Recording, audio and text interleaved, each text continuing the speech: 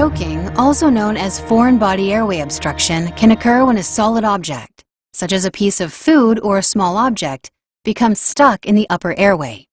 The person cannot breathe.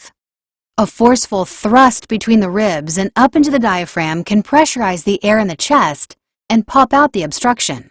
Chest compressions can also create enough pressure to expel a foreign body airway obstruction. To provide the appropriate care, you must be able to recognize the difference between a mild and severe airway obstruction. With a mild obstruction, the person can speak and cough. Try to cough it up. I just swallow you.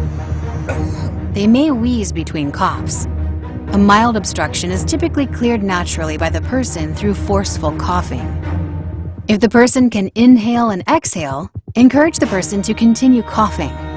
Watch for signs of the airway obstruction becoming severe. When a severe airway obstruction occurs, the person cannot get air in or out of the lungs. Johnny, what's wrong? Are you choking? This is a life-threatening medical emergency. If the foreign body is not removed, the person will quickly become unresponsive and suffer a secondary cardiac arrest within minutes.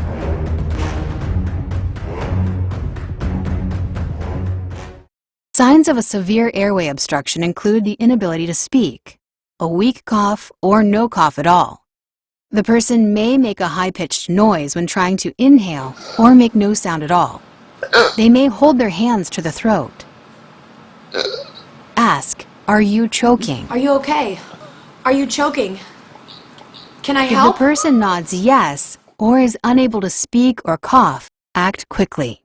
If you are not alone, have someone call 911 to activate EMS using a mobile device or activate your EAP. Stand behind the person. Reach around and locate the navel.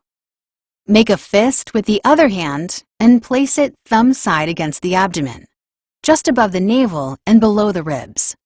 Grasp your fist with the other hand.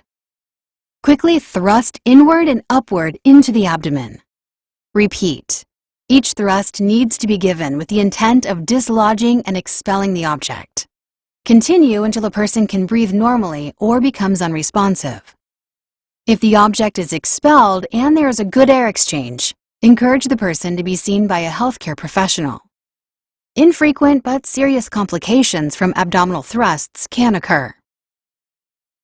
If the person is pregnant or very large and you cannot wrap your arms around them, use chest thrusts instead of abdominal thrusts. Position yourself directly behind the person. Reach under the armpits and place the thumb side of your fist onto the center of the chest. Grasp your fist with your other hand and thrust straight backward. Try to not put pressure on the ribs. Give each chest thrust forcefully with the intent of dislodging and expelling the object. Repeat chest thrusts until the object is expelled and the person can breathe or becomes unresponsive.